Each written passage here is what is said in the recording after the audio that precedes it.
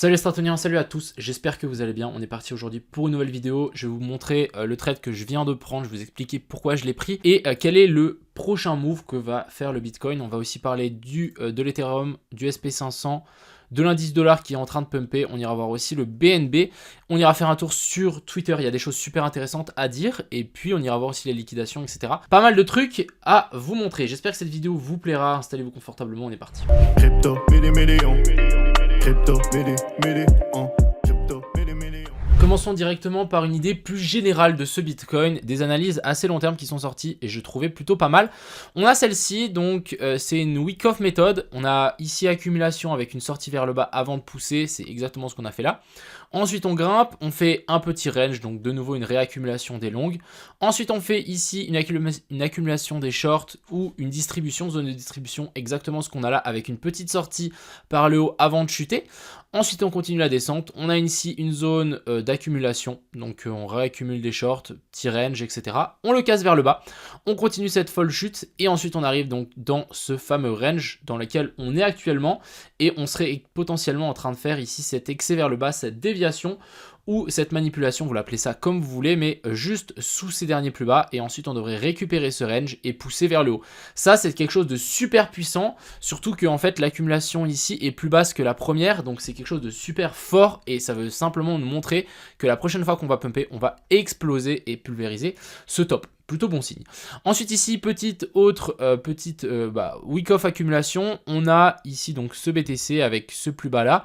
Par contre, on n'a pas fait ce premier test, donc en dessous. Par contre, ici, on est actuellement en train potentiellement de faire cette zone de manipulation, de déviation sous le range, donc sous le bas du range. Maintenant, il faut absolument le réintégrer. Si on le réintègre, avec un petit retest, on pourrait vraiment pousser vers le haut. Et ça, c'est vraiment des truc super puissant. Si ça se met en place, je sais pas où on va aller, mais en tout cas on sera direction la lune, ça c'est clair et net.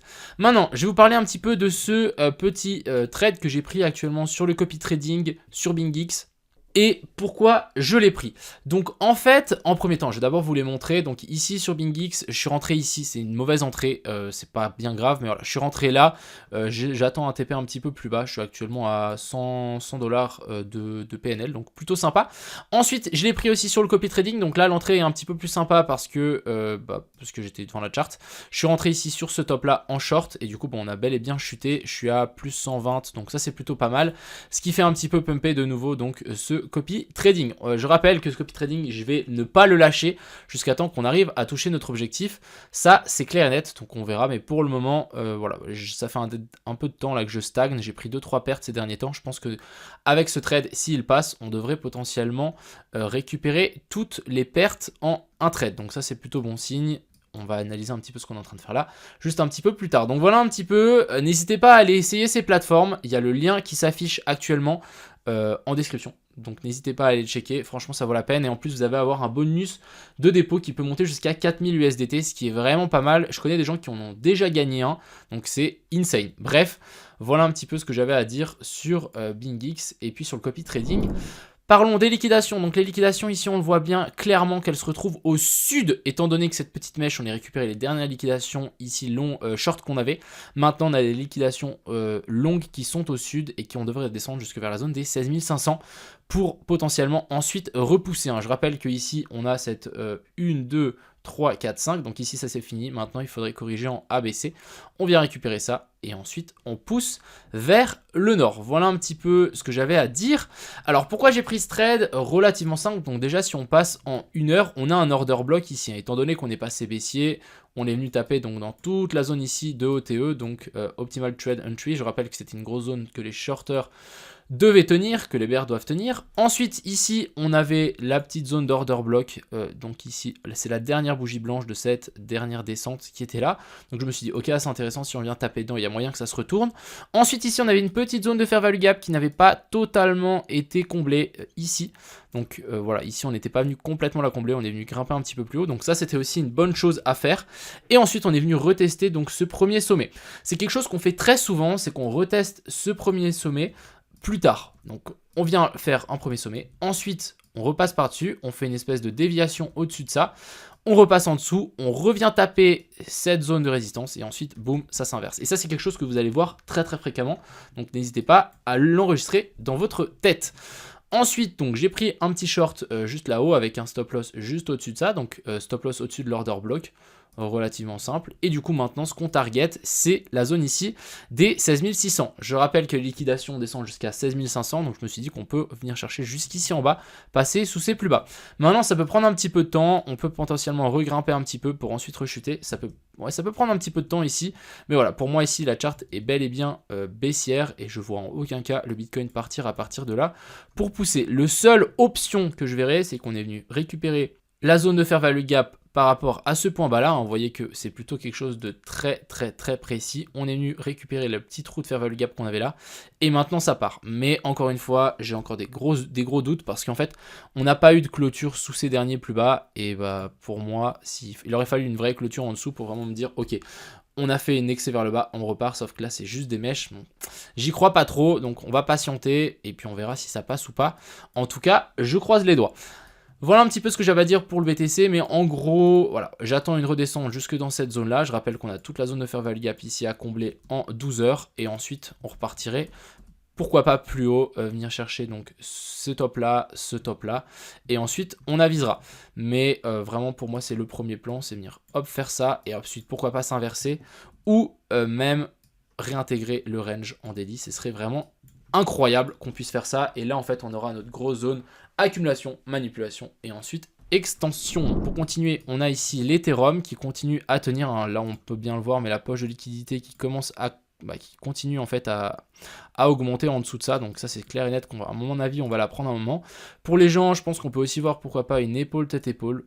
Après oui, ouais je pense qu'on peut en voir une ici, une épaule tête-épaule, quelque chose de plutôt faisable, donc personnellement ça reste baissier. La petite divergence ici a bel et bien fait son effet et je pense que c'est qu'une question de temps avant que l'Ethereum dégringole. On a une zone de fair value gap ici à venir chercher, on a une autre un petit peu plus bas ici. Personnellement je verrais bien l'Ethereum chuter sur ces niveaux là pour potentiellement après pousser encore plus haut, pourquoi pas récupérer la zone de fair value gap qu'on a là. Et ensuite, n'oubliez pas qu'on a toujours cet equal low ici, cette poche de liquidité qui devrait être recherchée à un moment ou à un autre. Ensuite ici, on a le BNB. Donc le BNB qui doit continuer sa chute vers le bas, ça n'a pas changé. Je peux vous montrer un petit trade tout à l'heure. Je ne l'ai malheureusement pas pris parce que je suis arrivé trop tard. Je suis arrivé quand on avait déjà fait la première bougie là, donc je me suis dit, ah merde. Enfin bref, mais on a quand même quelque chose de super intéressant. On avait ici en 1 heure, donc une belle structure baissière. On avait l'order block dans lequel on est venu taper, on est venu combler la zone de fair value gap qu'il y avait là, magnifique, on vient taper dans cet order block, et du coup je me suis dit, ok, il y a de fortes chances qu'on redescende, et qu'on vienne chercher un nouveau plus bas. C'était un ratio de 2, plutôt simple à prendre, mais voilà, pour le moment, moi je ne l'ai pas pris, il y a peut-être une autre option à le prendre, après je sais pas, il y a peut-être, ouais, bref. Mais en tout cas ici ça reste baissier pour le BNB, si on regarde vraiment en grosse time frame, je vois bien en tout cas le BNB chuter jusque vers ces niveaux-là, donc je parle de la zone des 265 à 270. On va finir par l'indice dollar qui a pump. Donc ce qui est assez intéressant avec l'indice dollar, c'est que on a méché, donc ça c'est hyper important, on a méché sous ce plus bas là. Tant qu'on fait pas de clôture sous ce plus bas là, c'est plutôt bon signe, mais voilà, ici donc en daily, on a vraiment méché en dessous et on a eu une réaction instantanée. On a eu des résultats qui sont sortis, donc on a eu réaction instantanée.